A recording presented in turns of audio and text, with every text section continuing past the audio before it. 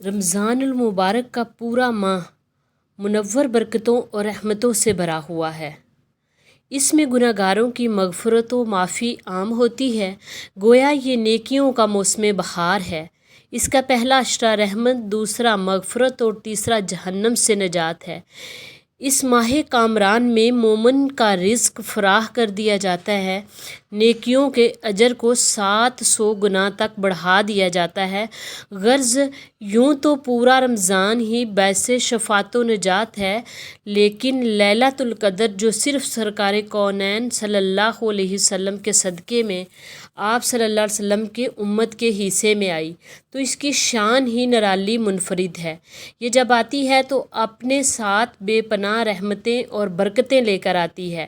اس شب کی عبادت کو 1000 ماہ کی عبادت سے افضل قرار دے دیا گیا، اور 1000 ماہ تقریباً 83 برس 4 ماہ بنتے ہیں۔ گویا کہ جو خوش نصیب اس میں رات بھر عبادت میں مصروف رہتا ہے، وہ 83 برس 4 ماہ کی عبادت سے کہیں زیادہ اجر و ثواب کا مستحق قرار پاتا ہے۔ لیلۃ القدر کی عظمت و فضیلت کے لیے یہی بات کافی ہے کہ اس ضمن میں قرآن کریم کی پوری سورۃ القدر نازل ہوئی۔ قدر کے ایک معنی شرف و منزلت کے ہیں۔ علامہ قرطبی اس معنی کے لحاظ سے اس رات کو لیلۃ القدر تعبیر کرنے کی وجہ بیان کرتے ہوئے فرماتے ہیں کہ اللہ تعالیٰ نے اس میں ایک بڑی قدر و منزلت والی کتاب قرآن مجید، بڑے قدر و منزلت والے رسول اللہ صلی اللہ علیہ وسلم پر اور بڑی قدر و منزلت والی امت کے لیے لوح محفوظ سے نازل فرمائی، اور پھر اسے 23 برس کی مدت میں مکمل فرمایا۔ شب قدر، علامہ زہری لکھتے ہیں کہ اس لیلۃ القدر اس لیے اس کو لیلۃ القدر کہتے ہیں کہ اس میں نیک بندوں اور عبادت گزاروں کی اللہ تعالیٰ اور عالم بلا کے نزدیک بڑی قدر و منزلت ہے، بلکہ اہل صفا جن کا ظاہر و باطن آئینے کی طرح صاف و شفاف ہوتا ہے، ان سے فرشتے بھی مصافحہ کرتے ہیں اور عام ایمانداروں کو بھی چھوتے ہیں جو مصروف عبادت ہوتے ہیں، گو کہ ان کو چھونے میں دقت محسوس نہ ہو، مگر اس چھونے کا اثر رقت قلبی، گریہ زاری، گناہوں پر نادم ہونا، آنسو بہانے اور دعا استغفار کی صورت میں ظاہر ہوتا ہے۔ اس رات میں ان کے اعمال صالحہ کی قدر و منزلت باقی راتوں کے مقابلے میں 1000 درجہ زیادہ ہوتی ہے۔ قدر کا معنی تنگی بھی آتا ہے، اور قرآن کریم میں متعدد مقامات پر اس معنی میں استعمال ہوا۔ اس معنی کے اعتبار سے اسے لیلۃ القدر کہنے کی وجہ یہ ہے کہ اس رات آسمان سے فرش زمین پر اتنی کثرت کے ساتھ فرشتوں کا نزول ہوتا ہے کہ زمین باوجود بے پناہ وسعتوں کے تنگ ہو جاتی ہے۔ یہ نزول قرآن پاک کی شب اور قیام پاکستان کی شب ہے۔ اس رات حضرت جبرائیل امین فرشتوں کی ٹولیوں کے ہمراہ نازل ہو کر عبادت میں مصروف بندگان خدا کو سلام اور مصافحہ کرتے ہیں۔ اس رات کا ہر لمحہ قیمتی ہے اور سلامتی ہے، حتیٰ کہ اس شب سانپ، بچھو اور دیگر آفات و بلیات اور شیاطین سرکش جنات سے بھی محفوظ کر لیے جاتے ہیں۔ ایک روز سرکار مدینہ صلی اللہ علیہ وسلم اپنے حجرہ مبارک سے جلوہ گر ہوئے تو لوگوں کو مناجات میں مشغول پایا۔ ارشاد فرمایا، میں تمہارے پاس اس ارادے سے آیا تھا کہ تمہیں شب قدر کی اطلاع دوں،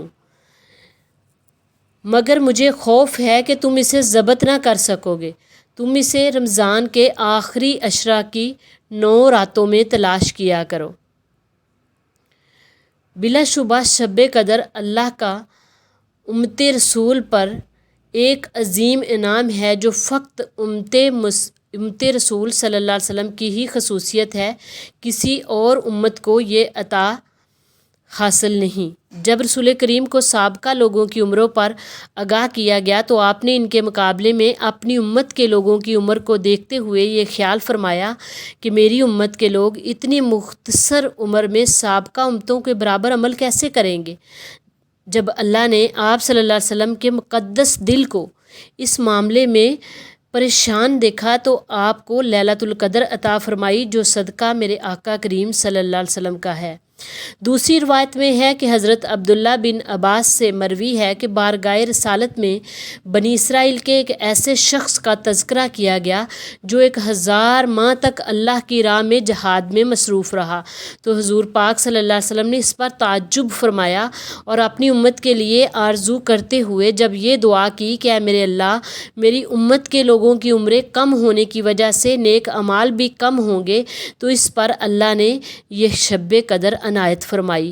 ایک روایت یہ بھی ہے کہ ایک بار حضور پاک صلی اللہ علیہ وسلم کے سامنے مختلف شخصیات، حضرت ایوب علیہ السلام، حضرت زکریا علیہ السلام کا تذکرہ ہوا تو کہ ان حضرات نے 80 سال متواتر اللہ کی عبادت کی اور پلک جھپکنے کے برابر بھی اللہ کی نافرمانی نہیں کی۔ صحابہ کرام کو ان برگزیدہ ہستیوں پر شک آیا تو اسی وقت جبرائیل حضور کی بارگاہ عالیہ میں حاضر ہوئے اور عرض کی، اے اللہ کے رسول، آپ کی امت کے افراد ان سابقہ لوگوں کی 80 سالہ عبادت پر شک کر رہے ہیں، تو آپ صلی اللہ علیہ وسلم کے رب نے آپ صلی اللہ علیہ وسلم کو اس سے بہتر عطا فرما دیا۔